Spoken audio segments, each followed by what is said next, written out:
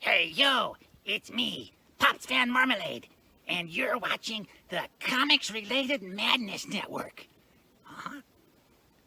So come get some. CromCon. CromCon.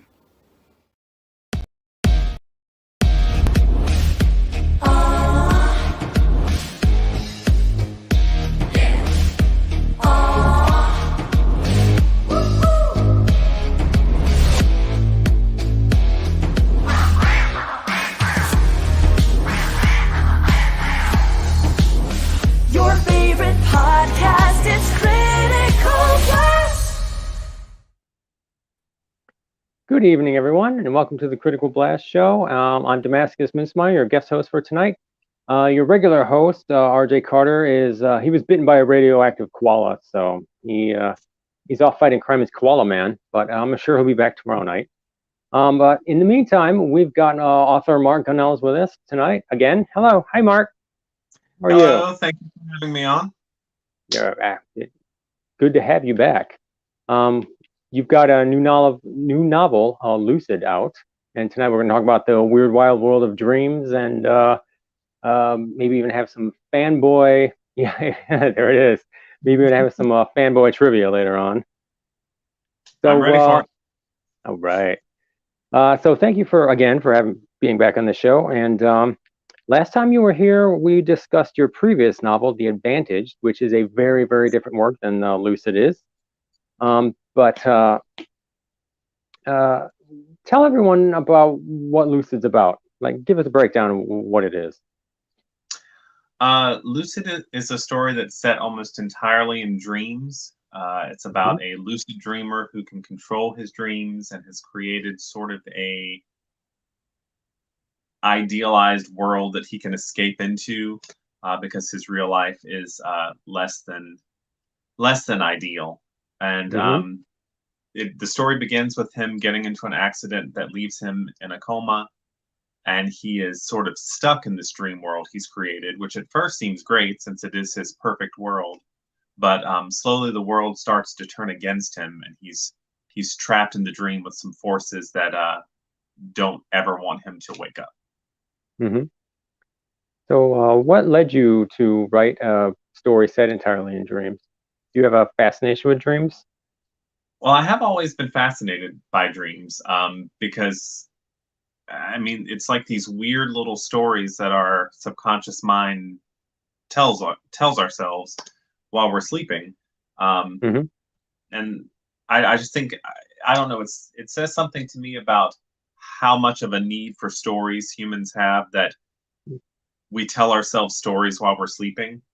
And it's fascinating to me how they can be completely insane and bizarre and surreal and don't follow any logical flow. And yet when you're in it, it all seems to make sense. Like nothing seems too easy. I mean, talk about suspension of disbelief. Like you can just go with anything when you're in the dream. And I've always movies about dreams. Of course, the Nightmare on Elm Street series. There was a Hmm. movie in the 80s called Dreamscape that Hmm. I really loved. And so I've always had a fascination with dreams. And Hmm. then I was I was reading a novella by another author, and there was a dream sequence in it, and it just Hmm. got me to thinking about how sometimes you always hear those, things writers should never do. Um, and one of them is, never have a story where it was all a dream. I've also Hmm. read Don't Never Start a Story with a Dream. And, Hmm. whenever I hear those things, I always think you probably could do those things if you do them well. And I just got to Right. thinking, what if there was a story that was just set entirely in dreams? Um, and that was really what got the ball rolling, and it got me to thinking about it. And one thought led to another, and it just started to snowball until I had the basic blueprint of the story in my mind, and I got really excited about it and decided to I mean, first I actually approached the publisher of Bahala Books and told them, Hmm. I'd done a novella with them previously called 2B that I was very proud of, but I was like, Hmm. would you be interested in this novel? Um, and then I just dove into it. Hmm. Sounds good. You even start off the talking about how they tell writers not to start a story in dreams. You actually start the story with the main character telling that to the audience, that he was told that in a creative writing class. I thought it would be a interesting meta sort of way to Hmm. start off the thing. And again, because it is such a common thing I hear, Hmm. um, I thought, why don't I just address that right at the beginning and make sure the reader knows you're in for a whole lot of dream here. Hmm. But you're right. You're absolutely right when you say dreams. When you're actually in a dream, it all just seems normal, doesn't it? No matter how crazy or outlandish it is, it all is completely normal when you're there. Yeah. And the one thing I liked about the book, for the audience out there, I read and reviewed this book, and I give it a full 5 stars because I really enjoyed it. Um, it has the structure of a dream. Like it starts at the accident. Jimmy is the main character, and it starts with his accident, and it goes back into his past, and it goes into his dream world, and it follows a very non-linear structure, but it all makes sense. It all flows very well, even though it has that dreamish feeling to it, which I thought was very impressive. Was that Well, intentional, or was just um, the way it happened to turn out, or what?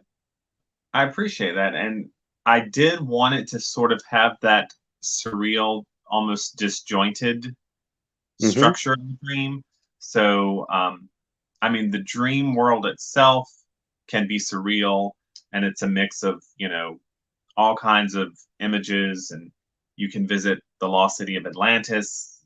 You Hmm. can battle with Poseidon, um, but you can, have your kitchen be the kitchen from Family Ties, um, Yeah. and all that. But even in the structure, like there was a lot of flashbacks, Hmm. but the flashbacks themselves weren't necessarily linear. Um, Right. That's right. and so I wanted to do a lot of back and forth, but I also wanted it to flow so that it would make sense to the reader. And the flashbacks that I used in the places that I used them, I wanted to be um, sort of strategic so that it would be relevant to whatever part of the story you were in. It would give Hmm. you insights into the character that would make that part a little more understandable or heighten the tension. Um, Hmm. and I'm a very instinctual writer, um, Hmm. and I don't do a lot of outlining generally. And for this one in particular, like I said, I had sort of a blueprint in my mind, but I really, on a day to day basis, when I sat down to write, had no idea what I was going to do that day. I would just Oh. come in here to the office and just sit down and just sort of decide, like, this is where it should go based on where I am in the story right now. And Hmm. I felt like that actually gave it some of that sort of Dream feel. surreal movement of a Yeah. dream. And Hmm. so it was intentional. And in the editing process, that's when Hmm. you can really clean up a lot. Um, Hmm. I cut out some flashbacks, I moved some around just for better effect, but it was something I was hoping for, and I was hoping that the reader would pick up on and Hmm. appreciate. So I appreciate that you got it. Thank you. I like the advantage was a very personal story. It was a um, Lucid has a Lucid has personal elements, but it has a much more huge, big, epic feel to it. I mean, it's really I mean, it really I can really see that one as a big budget Hollywood special effects extravaganza. I mean, towards the end, there's uh, I mean, like Atlantis, the battle between Jimmy and Brent. And for Yeah, people who haven't read the book, Brent is someone who's been pulled into Jimmy's dreams unwillingly because Jimmy can pull others into his dreams also, as opposed to just control his own dreams. And Brent becomes sort of a kind of an arch nemesis, I suppose. He really just wants to be free of the dream. yeah. But that battle between the two of them, that is like epic. I mean, it was just I really enjoyed that the huge scope of it. Yeah. I'm sure Hollywood will be calling any minute. But I do like that. I like to do books that are, I don't want to say small, but that are more grounded Hmm. and personal. But then Hmm. sometimes it's just fun. And the thing with horror, and especially if you're going to write one about dreams, is that there is just no limit. Um, Right.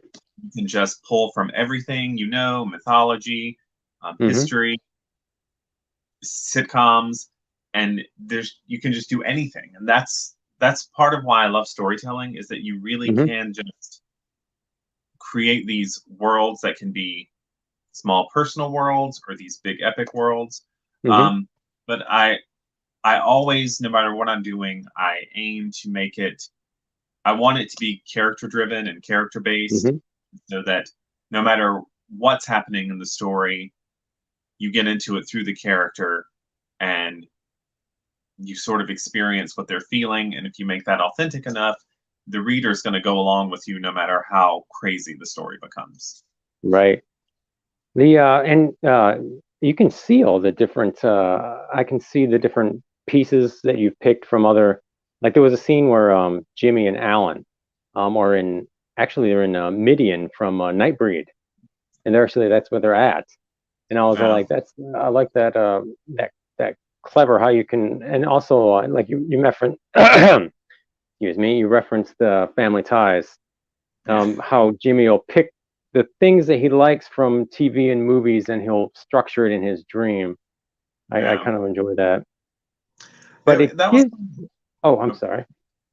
I was going to say that was a lot of fun to do. Hmm. And like sometimes like the whole Midian part, like I didn't know I was going to do Hmm. that till I was writing that scene, and I just thought Hmm. this would be an interesting place for the dream. And I figure Hmm.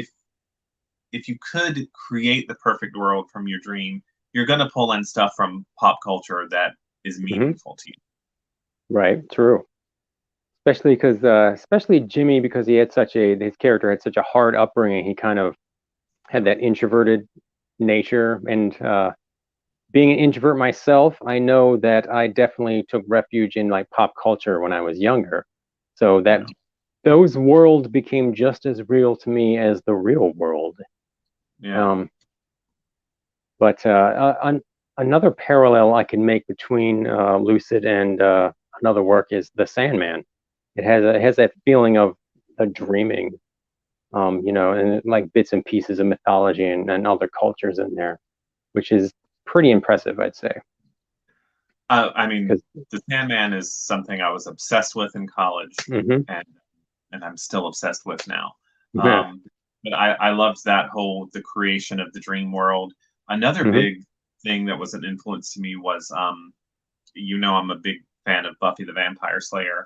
Yes, Um, that's an right. episode called Restless, which took place almost Yes. entirely in dreams. Hmm. And what really impressed me about that episode was that it did feel like it had that surreal Hmm. flow of a dream where, you know, things didn't exactly make sense, and you'd be in one place and then turn around and you're in another place with different people, and Mm-hmm. like it felt like a dream. So I mean, all those things.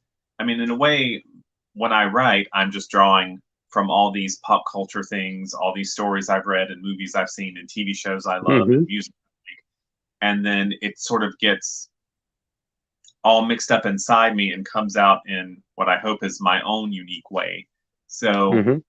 just writing in some ways is like dreaming while you're awake.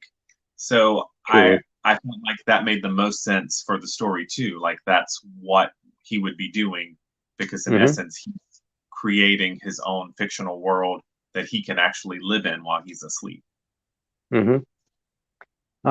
Yeah, I love the feel that like Jimmy as a character is not exactly the most sympathetic person in some ways, but I like the feel that, and this is with the advantage also. It must be a theme in your writing is that you never actually judge any of your characters. You know what I mean? Like some writers will like judge their characters, I suppose. But no matter what your characters do, you never actually they're not really bad. Like they're never bad people. You know what I mean? They just make bad decisions. Yeah. And then it's I mean, I do believe that it's important when I start a story, whether the character is going to be more heroic or more villainous, I have to hmm understand. I have to hmm understand where they're coming from, what motivates them. hmm Um, and I feel like that goes a long way to humanizing any character, no matter what role they serve in the story. And hmm um, and I know with Lucid in particular, Jimmy has made some very bad decisions. He's not always done the right thing. He's not hmm always been even the, like you said, the most sympathetic person. But I also hmm wanted to give a lot about his background, his upbringing, um, so that the reader would at least understand what made him the way he is, what gave him this sort of hard exterior. Um, because I do think that's important, because reading in a way is an empathetic action. You're hmm putting yourself in the life of someone else. And so it was important to me to give him that background. Um, so you would see like, yes, this is the person he's become, but these are the reasons why. Because hmm I believe like when you're really empathizing with someone, that doesn't mean you condone all their actions. hmm It's like sometimes I hear people say like, well, I can't read a book if, the main character is not likable enough. But usually what Right. they mean is perfectly likable and makes all the right decisions. Well, that's hmm not really human nature. And True. I, I mean, if I'm being honest, I'm not always likable. hmm Um, so I feel like you can sympathize and empathize with the character even if you don't like everything they're doing. So I guess that's always my goal with characters, even when they're hmm making questionable choices. I want the reader to have some understanding of why and what led them to it. I like that. I like that. It gives it a much more realistic feel to it and a much more believable feel because nobody's perfect. So everybody screws up and everybody makes mistakes. And I personally, I enjoy like flawed characters, especially as leads and stuff because I don't know, just like the whole Mary Sue thing where people just like wish fulfillment kind of thing is very kind of boring. You know, I find You that know, very dull. I have a theory that because I think when there is sort of a flawed character that some people say, well, I can't get into this because I can't relate to them. Sometimes I hmm feel like making us so uncomfortable is that maybe on some level we don't want to admit we can relate to them. Because That I've makes sense. read books with characters making questionable choices, and you know, but there will be aspects of them where I'm like, I've done that before in my life because hmm I don't know, I haven't always made the right choices. hmm And I feel like sometimes we don't want to admit our own flaws, so it makes us uncomfortable if we can see ourselves in a character that's a little more flawed. But I think, hmm again, to me, it's all about empathy. Um, I use that word a lot, but so yeah, It's a good I word to like use, though. I That like should be the goal, I characters who think. are complex and have different sides, and some of those sides aren't always so. Hmm. Well, creating empathy with a writer creating empathy with a character, that's what lures the audience in. I mean, if you don't care about the characters, I mean, really, who cares about the story as a whole? That's where I think a lot of like if you want to talk about horror movies, that's where you get a lot of like retread slasher horror movies that, you know, the characters are disposable, but who cares about the main characters? Yeah. But I like I one thing I really also liked is it can also be seen. There's certain aspects of Lucid that can be seen almost as a parable for addiction because I mentioned that in my review because Jimmy becomes he forsakes real life for his dream. Like his life is, as you pointed out earlier, not the most ideal, but that's really kind of his own fault because he's Yeah. not putting the effort into making his real life what it could be. He's instead taking the easy, quick fix of the dream world. Was that intentional to make it like that? I mean, I definitely was going for that thing where, he started once he realized he could control his dreams. He started to Hmm. create this world when he was younger and really didn't have any control over his own life. Hmm. But then as he got older and had more autonomy, he did become very dependent on this dream world he had created. Hmm. And he didn't really maybe put in the effort he could to improve his real life because he always had this escape hatch. Hmm. And even in relationships, like, yes, real relationships have different sides to them, but a dream Hmm. relationship can be just, completely perfect if you want to make it that way. Hmm. So I don't know if I was specifically thinking about addiction, and yet that really was what I was doing because he was so dependent on this dream world that Hmm. his real life was falling apart in ways that maybe, there are always going to be things even as adults we don't have control over, but Hmm. sometimes we have control over more than we think we do if we put in the effort. And he just wasn't Hmm. putting in the effort because he felt like, well, I don't have to because when I go to sleep tonight, I'm going to have this perfect life I've created. Hmm. Yeah, I really enjoyed that. And I also enjoyed the part with, as you mentioned, his real life relationships were almost like too real.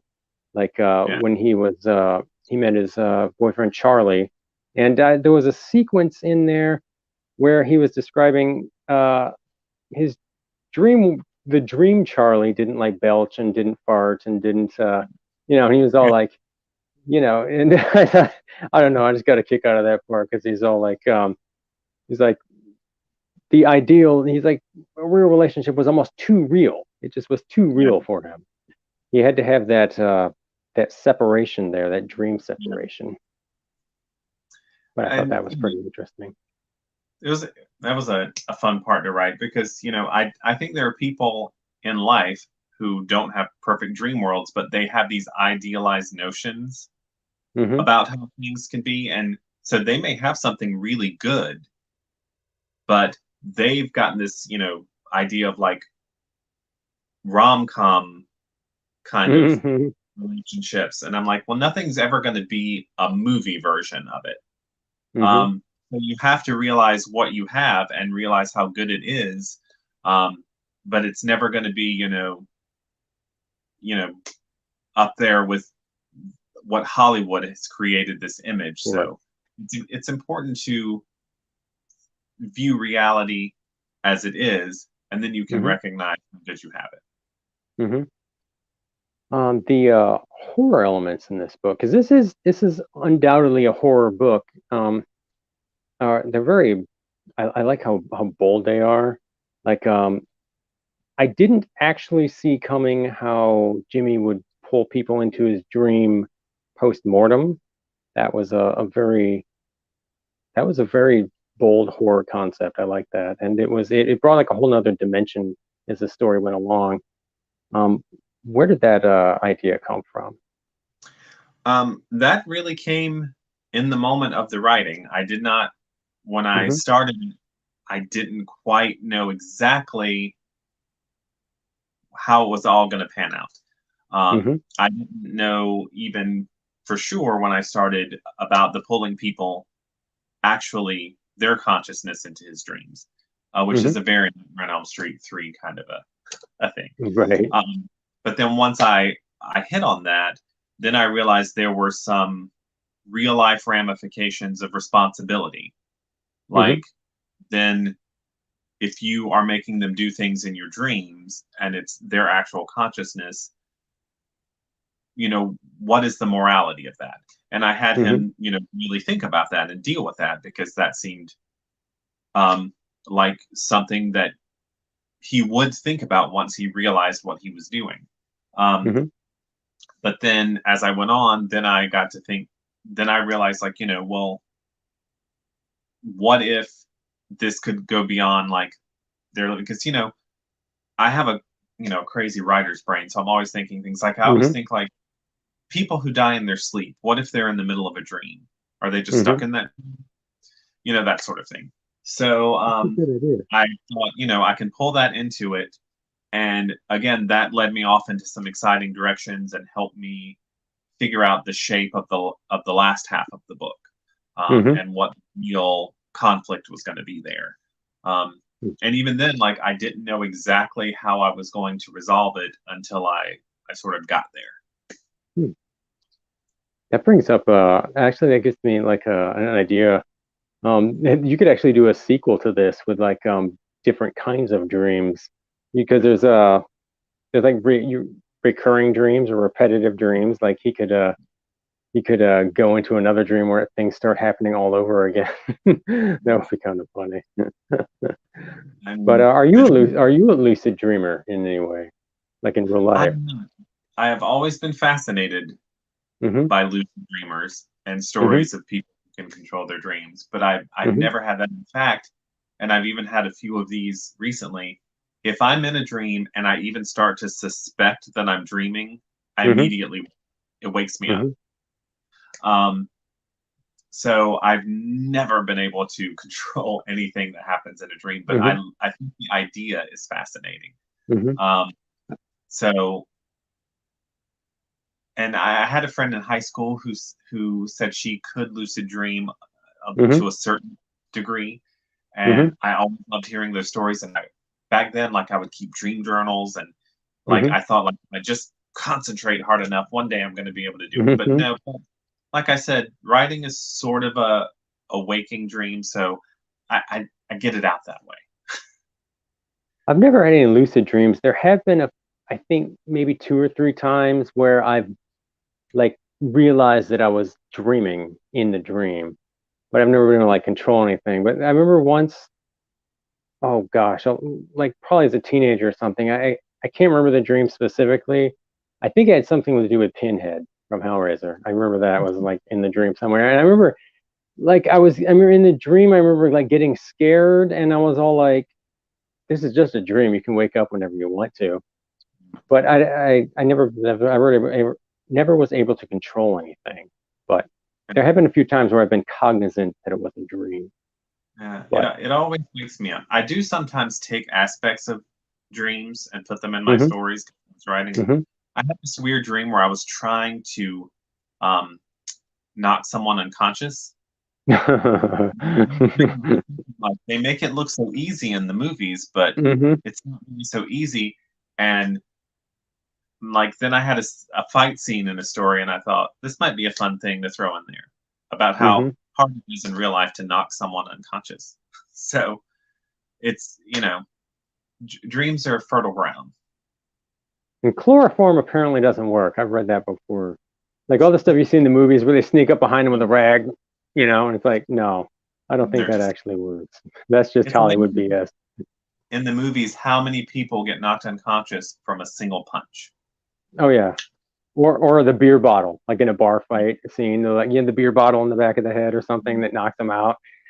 That it doesn't actually happen. They get No. you just get a big lump on your head. But that brings up the interesting question of how much of lucid, like how many of the sequences or anything actually were based on your real dreams, like in that particular book, since the whole thing was in dreams. How much did you actually use from your own personal dreams in that? I don't think I used anything from my Oh. actual dream life in there. Mm-hmm. I put a lot of my interests in there. Mm-hmm. Like, there was a whole section in the with his relationship with the character Alan, Mm-hmm. that revolved around the Cure, which I just Yes. pulled from my college obsession with the Cure. And I love that band. I mean, my real dreams are just so they're of two camps. One, they're either completely banal and Mm-hmm. I'm at the store looking, for something, Yeah. Mm-hmm. or they're just so ridiculous where I wake up and I think, like, where did that even come from? Like, I know that feeling. Bette Midler, like, Mm-hmm. where would that come from? So, so yeah, I can't say I used any specific dreams of mine in this story, but it was so much fun coming up with the dreams for him. Mm-hmm. I mean, that was one thing about it is like I said, every morning I would come in here without a real idea what I was going to write that day, but I was always excited because I knew it was going to be fun. So, okay, finish this sentence. My favorite scene in Lucid is.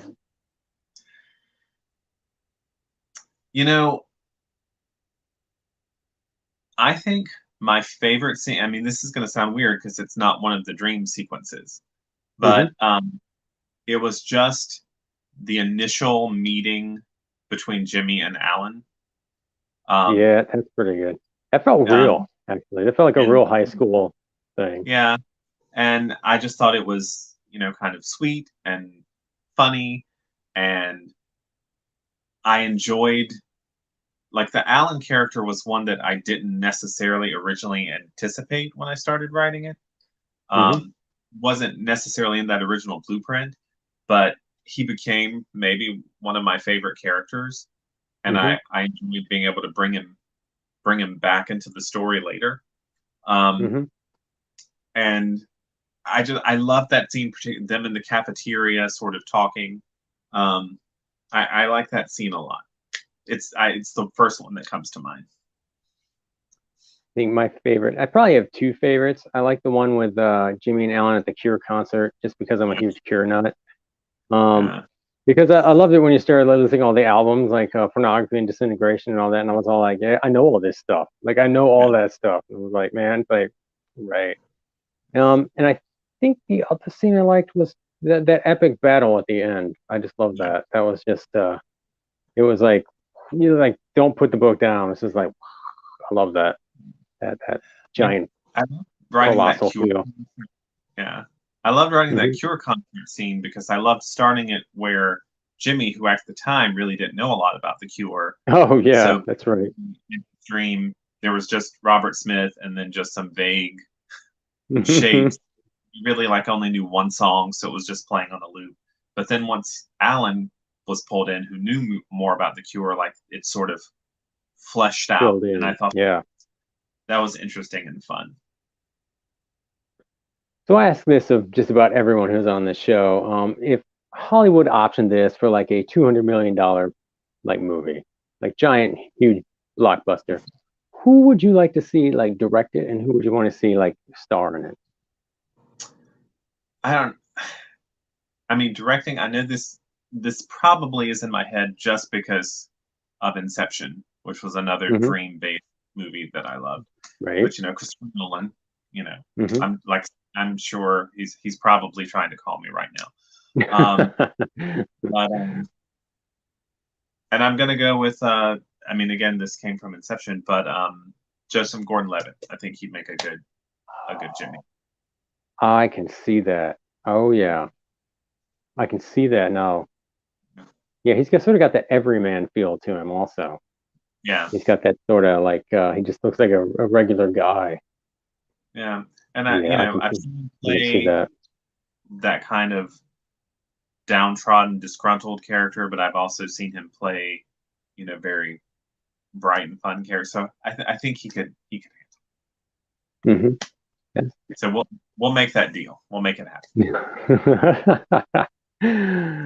All right.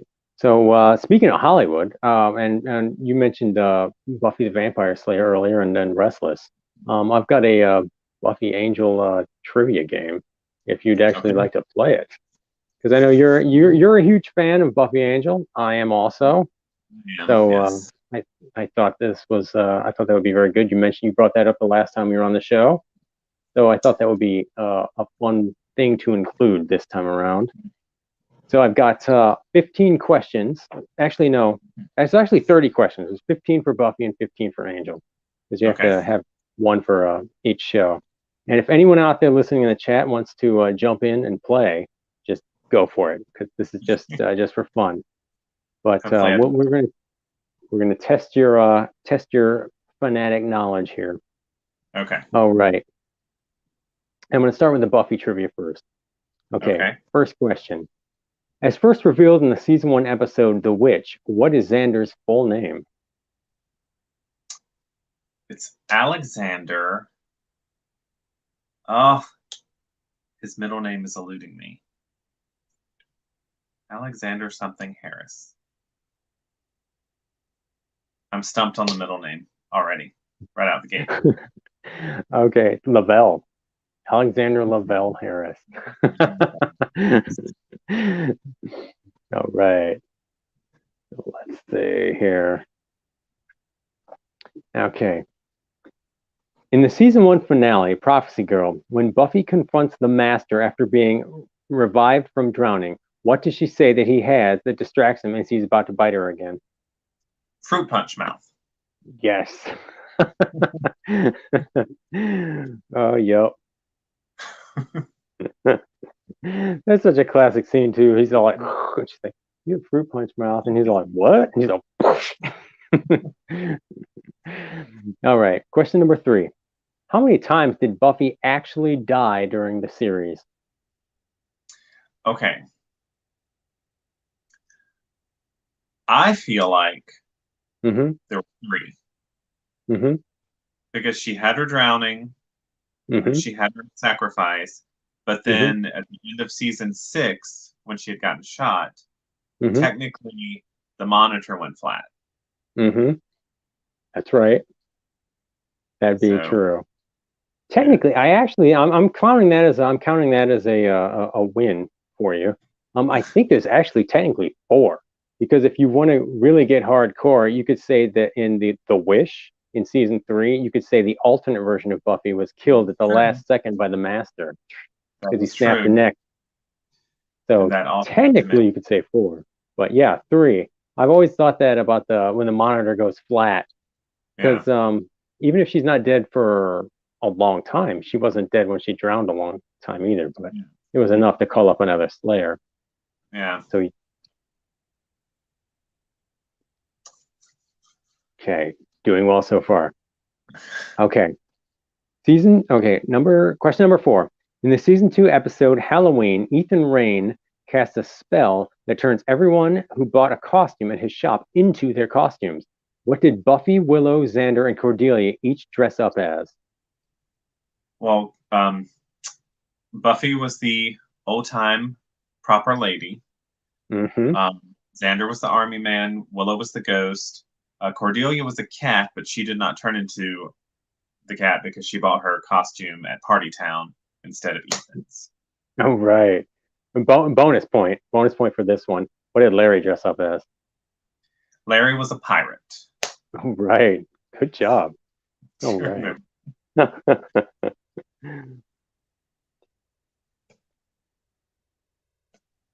I love that episode. That's probably one of my favorites. One of my favorites, too. Okay. Number 5. Okay. Oh, as first seen in the season 2 episode Reptile Boy, what is Cordelia's vanity license plate? Queen C. Right. Okay. Number 6. In the season 3 episode Faith, Hope, and Trick, What animal does Faith claim she once wrestled with in the nude? Alligator. Yep. I thought that was funny when Xander goes, "Wow, they should film that and show that at Christmas every year." I'm getting my husband right now to watch True Calling with Eliza Dushku. So I was just thinking about that show the other day. That was a pretty good show, but it didn't really get the credit that it deserved. I think because everybody wanted her to do a Faith spin-off so badly. But yeah, that show was actually pretty good. And yeah, Zach Galifianakis was actually really good on that, but nobody knew who he was at the time, so yeah. he I didn't get didn't. any attention. Neither did I. I didn't even know it was the same guy in The Hangover until like somebody else pointed it out, and I was like, "Oh wait, yeah, that is the same guy." And I didn't realize Matt Bomer was her Hmm. love interest until Oh I yeah. started rewatching it. And I'm like, oh, that's Matt Bomer. Because Hmm. nobody knew who he was back then. Right. Okay, let's see. Question number 7. Uh, what season 3 episode was originally postponed for 4 months due to a perceived similarity to the Columbine shootings? That would be Earshot. Hmm. And I mean, I don't remember how long it was, but Graduation Day Part 2 was also postponed. Yeah, I remember that. I remember Graduation Day Part 2, I think, was postponed for, I want to say 2 weeks. Because I Yeah. remember that episode was actually supposed to air the day that I actually graduated from high school. And I was so Yeah. excited because they were going to graduate the same day that I was. I was such a Buffy nerd in high school. I had like t-shirts, the hats, posters, everything. And I would actually get ridiculed for it because I'd wear my Buffy baseball cap to school. And but I didn't care. I liked it. I was a total fanatic for that.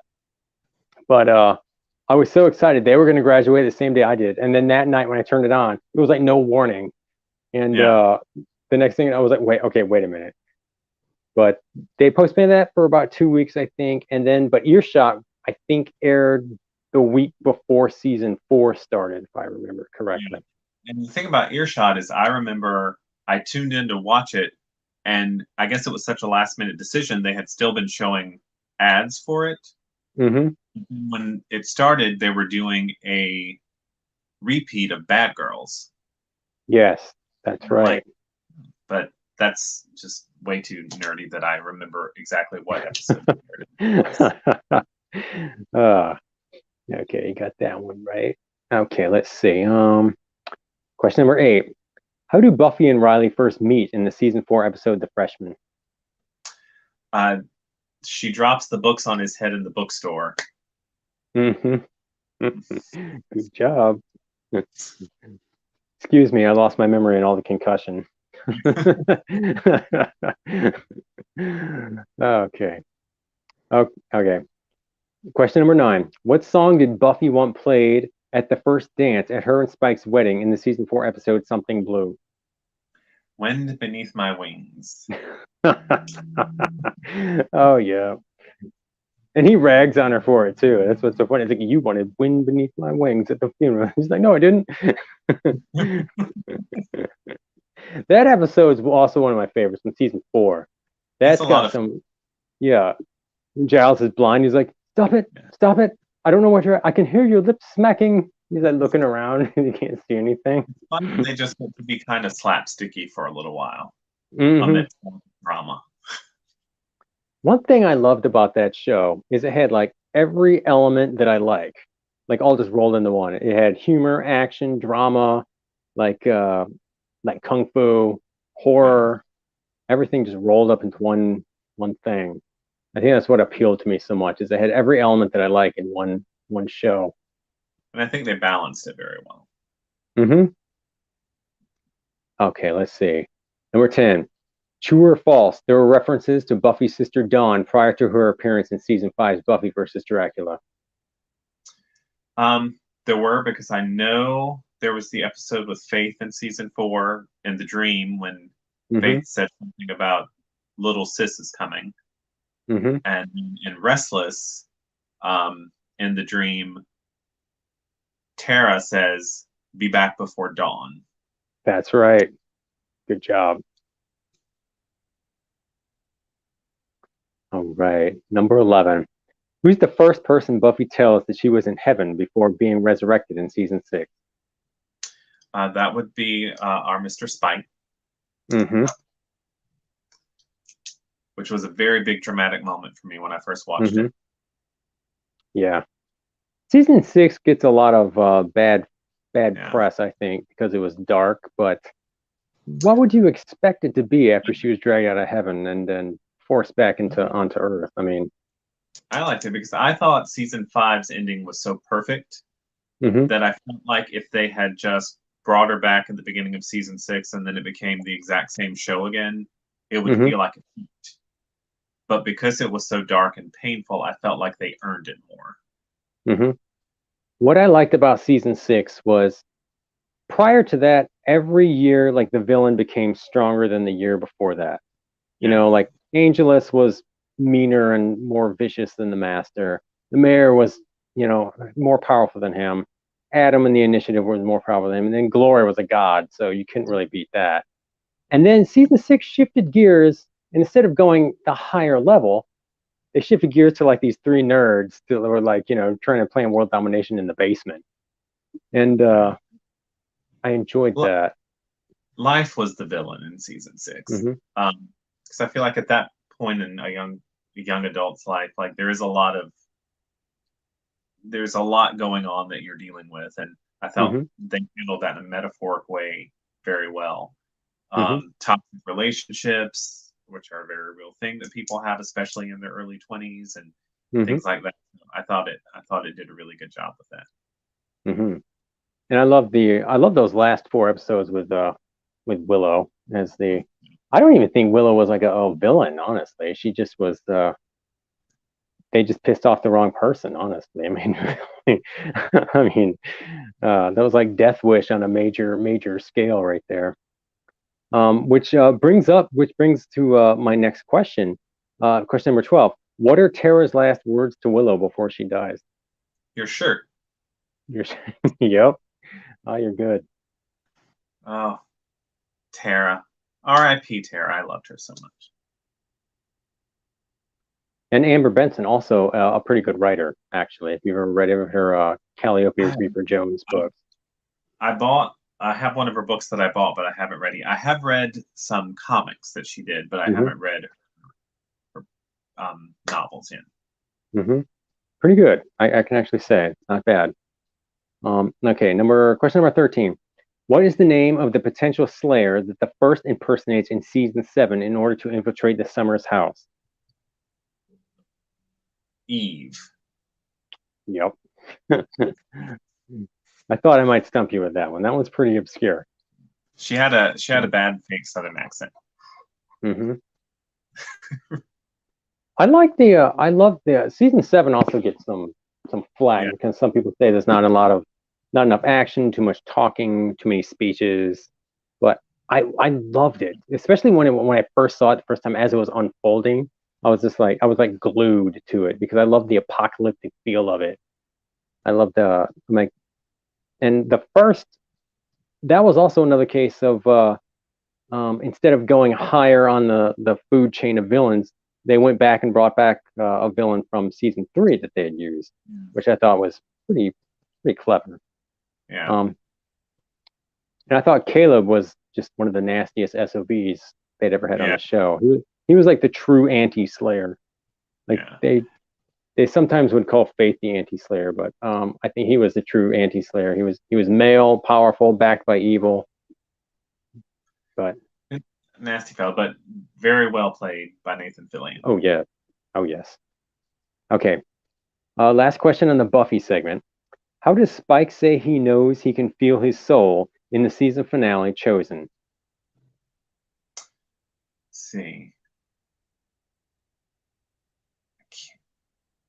Kind of itches or kind of burns. I can't remember what she said. Kind of itches. Stings. It was something like that. Oh. I think I got everything but the first and the last one then. That's right. You did very, very, very well. Out of 15, you nailed 13. So that is actually pretty good. Okay, now 15 questions, Angel trivia. Okay, Okay, question number one. as many times as Buffy, but I've watched it Mhm. quite a few times. All right. Okay, question number one. How does Cordelia first run into Angel in the first episode of the series? They're at that Hollywood party, Mm-hmm. and she can't talk to him too long. She has to go talk to people who are somebody. That's right. Okay, question number two. What is the name of Gunn's sister whom he's forced to kill? Oh my god. Oh, let me think if I can even access that. I can picture her. Mm-hmm. Nope, I'm gonna have to pass on that one. I can't think of her name. Okay. Ilana. You know, I almost said that, and I thought that can't possibly be right. Always go with your gut feeling. Okay, question number three. What's Angel Investigation's slogan? We help the helpless. Yep. Or as Doyle once said when he answered the phone, we hope you're helpless. Or we hope you're helpless. Oh, Glenn Quinn was such a good. He was so good in that role. Yeah. Okay. Oh, Doyle. Question number four. During his time as Angelus, how many vampires did Angel sire? This would probably be a Buffy and Angel question. Like how many other vampires did he sire? Okay. Let me think. I mean, obviously there's Drusilla. Mm-hmm. There was a villain guy on Angel. Mm-hmm. Name I can't remember. That's Penn. two. His name was Penn. That'll count. Um, did he sire anyone else?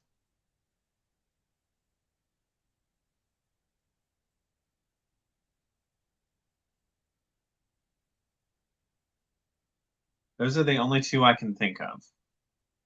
I had those two. I actually had to look this one up because I had different answers written down. So I had to look this one and double check it. You're right, Drusilla. There was the villain named Pin on one of the first season of Angel, who was played by Jeremy Renner from the Avengers, in case Yeah. anyone wants to know one of his early roles. And then there was in season 5, there was the character Sam Lawson from the submarine that he turns into a vampire. It I comes forgot back about for vengeance. And here's one that I had totally forgotten about. There was a girl, Teresa, in Buffy season 2, in the episode Phases, that he bites and she comes to Buffy and says, "Oh, what's she That's telling?" right. Yeah, That's right. Because she in goes to school, and see. she takes the cloak off, and she like, and Yeah, Buffy says, "I got your immolation-ogram today." that's right. But I'd I forgotten did, about that one totally. and I forget that submarine episode of Angel was weird to me because I think it was the very first one after the Cordelia episode in season Yeah, I five. think it was. And Yeah. I always thought it was a weird one to follow that because I felt like we didn't get a proper reaction to what happened at the end of that Cordelia episode. Yeah, that is And kind of true. yeah, But but I actually had to look that one up, so I'll give you a half point on that one. Seriously, that one was hard. I got two. Okay, question number 5. In flashbacks to his time with Darla, Drusilla, and Spike during the Boxer Rebellion, what does Darla tell Angel to do in order to prove that he's still Angelus?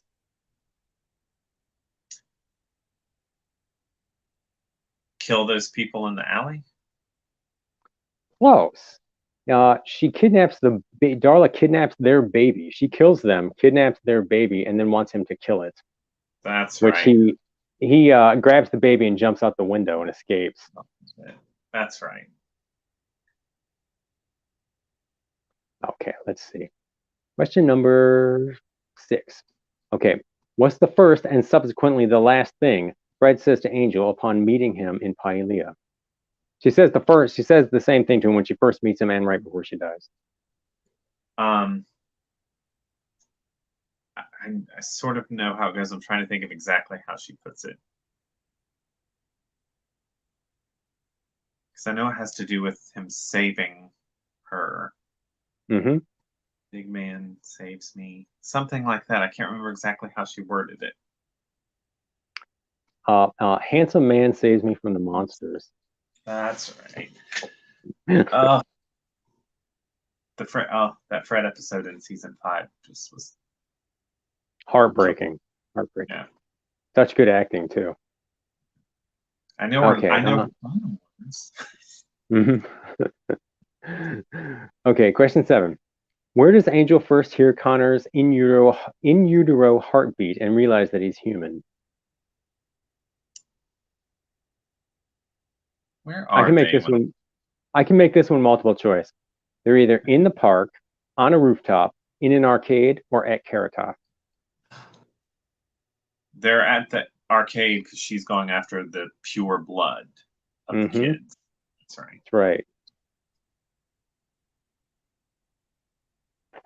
Okay, let's see. Okay, question number 8. What is it Gunn reveals to Fred that he traded his soul for in the season 3 episode Double or Nothing? It was hold on. Was it his truck? Yes, it was his truck. I thought that was Because she thought it was a woman. And she goes, tell me who she was. And he's all like, well, we're sitting in her. And she's like, wait a minute, what? He's like, come on, it's my baby. But I thought that was actually pretty clever, I thought. Okay, question number 9. After Wesley kidnaps the infant Connor and has his throat slit by Julia, how does Angel try to take his revenge on him? He tries to smother him. Yes, he does. Oh, Wesley went through so much. I like that episode where he's talking to a Willow after, and it's the Willow after she's tried to destroy the world, and he's all like, oh, I've been to a dark place, I kidnapped a woman and I did horrible things. She's like, I must destroy the world. And he's like, oh, well, I don't seem so evil now. She's like, no, you've been to a place. She tried to make him feel better. All right. Question number 10. What is Connor's nickname in the Hell Dimension Kortoth, where he was raised? The Destroyer? Yes. Because there was a lot of hype building up to him. Right. Okay. Question number 12. What is Jasmine's ultimate goal in season 4? Well, I mean, she is saying she's trying to create world peace. True. But it's really world domination. Right. I was looking for world peace, so you got it. Okay. Question 13. In the season 5 episode, The Cautionary Tale of Numero Cinco, what does the Mexican luchador number 5 claim the devil once had that he and his brothers once defeated? This is one of the episodes I have not watched a lot.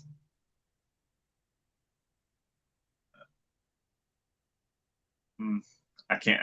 I don't know. It was called El Diablo Robotico, the devil's robot. Which I thought was funny as hell.